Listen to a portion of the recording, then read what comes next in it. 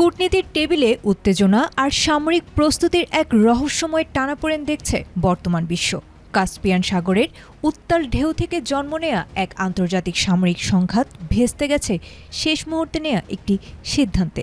ক্ষেপণাস্ত্র ও ড্রোন নিশানা করার পরও কেন রণক্ষেত্র থেকে সামরিক বাহিনী গুটিয়ে নিল তেহরান, তারই এক বিস্ফোরণ বিবরণ উঠে এসেছে ইরানের সর্বোচ্চ নীতি নির্ধারণী মহল থেকে। ইরানের সশস্ত্র বাহিনী তখন পুরো প্রস্তুত। ইউক্রেনের ৩টি সুনির্দিষ্ট কৌশলগত লক্ষ্যবস্তুতে আঘাত হানতে ঘড়ির কাঁটার হিসাব করছিল তেহরান, কিন্তু আদেশের ঠিক পূর্ব মুহূর্তে বদলে যায় সকল হিসাব নিকাশ। স্থগিত করা হয় বহুল আলোচিত সেই সামরিক অভিযান। ইরানের সর্বোচ্চ নেতার শীর্ষ সামরিক উপদেষ্টা মোহসেন রেজাই সম্প্রতি ইরানি রাষ্ট্রীয় টেলিভিশনে এক সাক্ষাৎকারে এই ঘটনার অন্তরালের কথা নিশ্চিত করেন। Optical brightener, photo catalyst, active granule সমৃদ্ধ বসুন্ধরা পাওয়ার ওয়াশ। তিনি জানান, সামরিক জবাব দেওয়ার ঠিক আগ মুহূর্তে ইউক্রেন সরকারের পক্ষ থেকে কূটনৈতিকভাবে যোগাযোগ করে দুঃখ প্রকাশ ও ক্ষমা প্রার্থনা করা হয়। কিয়েভের এই আকস্মিক নমনীয়তার পরই তেহরান অভিযানের সিদ্ধান্ত থেকে সরে আসে। ঘটনার সূত্রপাত গত ২৫ জুলাই।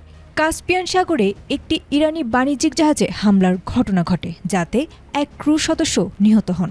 তেহরান এই হামলার জন্য সরাসরি কিয়েভকে দায়ী করে এবং ইরানের পররাষ্ট্রমন্ত্রী আব্বাস আরাকচি উপযুক্ত ক্ষতিপূরণও দাবি করেন।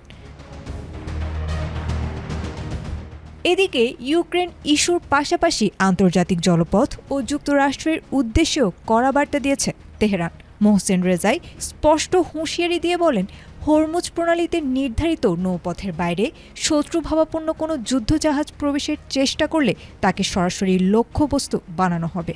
একই সাথে তিনি দাবি করেন, সাম্প্রতিক সংঘাতে ড্রোন ও ক্ষেপণাস্ত্রের নিখুঁত আঘাতে যুক্তরাষ্ট্রের সামরিক পরিকল্পনা ইতোমধ্যে ধ্বংস করে দিয়েছে ইরান।